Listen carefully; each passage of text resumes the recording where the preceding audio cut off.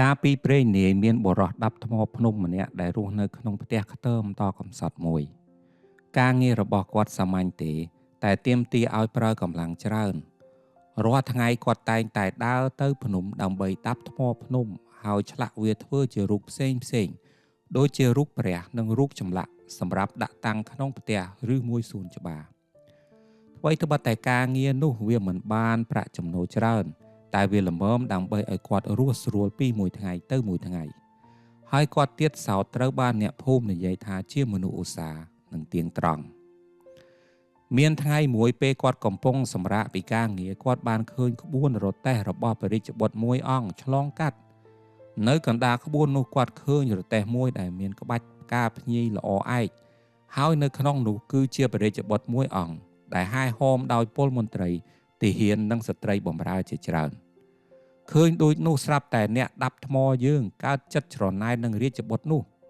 គាត់គិតថាបើសិនជាគាត់ខ្លាយជារាជបុត្រនោះមិនដឹងជាស្រួលយ៉ាងណាទេ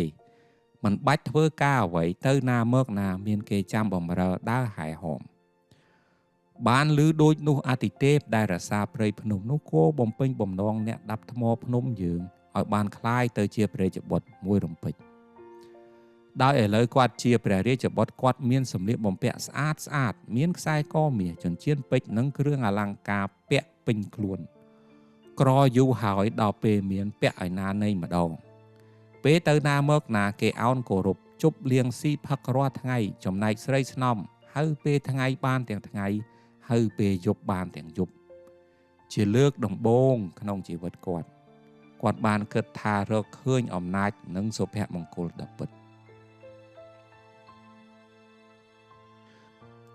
ប៉ុន្តែថ្ងៃមួយពេលចេញទៅក្រៅស្រាប់តែកម្ដៅថ្ងៃវាចាំងមកលើគាត់ទោះជាគាត់ឲ្យគេសែងទៅកន្លែងណាក៏វានៅតែក្ដៅអ្នកដាប់ថ្មភ្នំដែលឥឡូវប្រែមកជាព្រះរាជបុត្រងើយមើលទៅថ្ងៃទាំងខឹងសម្បាហើយនិយាយថាព្រះអាទិត្យពិតជាខ្លាំងនិងមានអំណាចជាងខ្លួនវាអាចដុតកំលោចផ្ទៃដីនិងមនុស្សម្នាហើយគ្មាននរណាអាចបញ្ឈប់វាបានឡើយឥឡូវខ្ញុំចង់ក្លាយទៅជាព្រះអាទិត្យម្ដង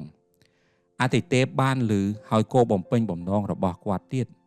គ្រាន់តែបានក្លាយជាព្រះអាទិត្យភ្លាមគាត់បានដុតកំលោចផែនដីធ្វើឲ្យទឹកទន្លេបឹងបួរីងស្ងួតអស់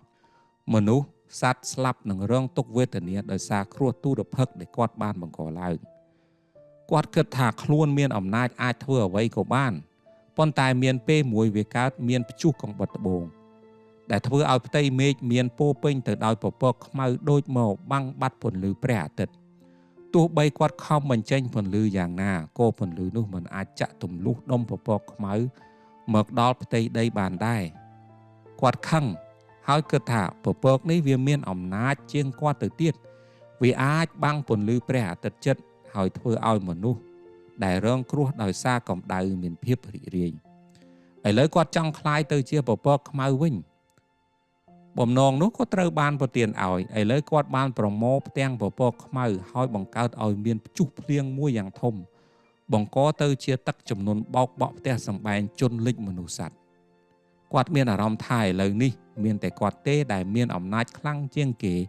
នៅលើផែនដីនេះក៏ប៉ុន្តែពេលគាត់ចោលភ្នែកមើលទៅឯនាយសមុទ្រគាត់ឃើញភ្នំថ្មដ៏ធំមួយទោះបីគាត់ប្រឹងបោកបក់យ៉ាងណាក៏វាឈរនៅយ៉ាងរឹងមាំមិនរង្គើឡើយអំណាចរបស់គាត់ហាក់ដូចជាគ្មានឥទ្ធិពលអ្វីសោះចំពោះវាគាត់ចាប់ផ្ដើមបាក់ទឹកចិត្តហើយឥឡូវគិតថាចង់ដូរទៅធ្វើជាភ្នំថ្មវិញលែងចង់ធ្វើជាពពកខ្មៅអីទៀតហើយអញ្ចឹងគាត់ក៏បានคล้ายទៅជាភ្នំថ្មហើយឈរយ៉ាងខ្ពស់សង្ហារាប់ពាន់ឆ្នាំមិនខ្លាចថ្ងៃមិនខ្លាចខ្យល់ឬទឹកជំនន់បោកបក់មកលើគាត់ទោះជាគ្រោះធម្មជាតិបែបណាក៏គាត់អាចទប់ទល់បានទាំងអស់ក៏ប៉ុន្តែមានថ្ងៃមួយគាត់បានឮសំឡេងដាប់ថ្មនៅជើងភ្នំពេលចោលភ្នែកមើលទៅឃើញមនុស្សដែលមានមាឌតូចទេដែលយកញញួរនឹងពន្លាកមកដាប់យកចំណែកថ្មចេញពីគាត់ទៅគាត់មានការភ្ញាក់ផ្អើលថារឿងនេះអាចកើតឡើងយ៉ាងដូចម្តេចទៅមនុស្សនោះរាងតូចទេតែអាចដាប់យកសាច់ថ្មធ្វើឲ្យខ្ញុំបដូរទម្រង់ដើម ដល់ពេលស្ដាប់នឹងសម្លឹងមើលយូរទៅទើបដឹងថាមនុស្សនោះជាអ្នកដាប់ថ្មឥឡូវលោកភ្នំថ្មដែលពីមុនជាព្រះរាជបុត្រជាព្រះអាទិត្យជាពពកខ្មៅទើបមានការភ្ញាក់រលឹកហើយបានស្គាល់ខ្លួនឯងយ៉ាងច្បាស់គាត់បានឆ្លងកាត់វដ្តនៃទម្រង់ជាច្រើនដែលគាត់គិតថាខ្លួនឯងខ្លាំងនិងមានអំណាចជាងគេក៏ប៉ុន្តែនៅតែមានអ្នកដែលមានឫទ្ធិអំណាចជាងគាត់ជាចុងក្រោយទើបគាត់យល់ច្បាស់ថាអ្នកដាប់ថ្មដែលមានជំនាញនិងកម្លាំងទេដែលអាចផ្លាស់ប្ដូរនៅអ្វីជុំវិញខ្លួនគាត់សូម្បីតែភ្នំក៏មិនមែនជាដៃគូគាត់ដែរជាមួយនឹងការយល់ដឹងថ្មីនេះគាត់បានអធិដ្ឋានជាលើកចុងក្រោយថាសូមឲ្យคล้ายទៅជាអ្នកដាប់ថ្មវិញការអធិដ្ឋានរបស់គាត់ក៏បានឆ្លើយតបហើយឥឡូវគាត់ធ្វើដំណើរទៅដាប់ថ្មភ្នំជាមួយនឹងឧបករណ៍សាមញ្ញដែលគាត់មាននៅក្នុងដៃតែផ្ទុយពីលើកមុនលើកនេះគាត់មានអារម្មណ៍សន្តិភាពនៅក្នុងចិត្តលែងត្អូញត្អែនឹងជីវិតដែលគាត់យល់ថាអំណាចដ៏ពិតគឺស្ថិតនៅក្នុងខ្លួនយើងម្នាក់ចុះអ្នកដែលកំពុងស្ដាប់នេះរកឃើញខ្លួនឯងហើយឬនៅសូមប្រាប់ខ្ញុំនៅក្នុងវេទិកាខាងក្រោមនេះ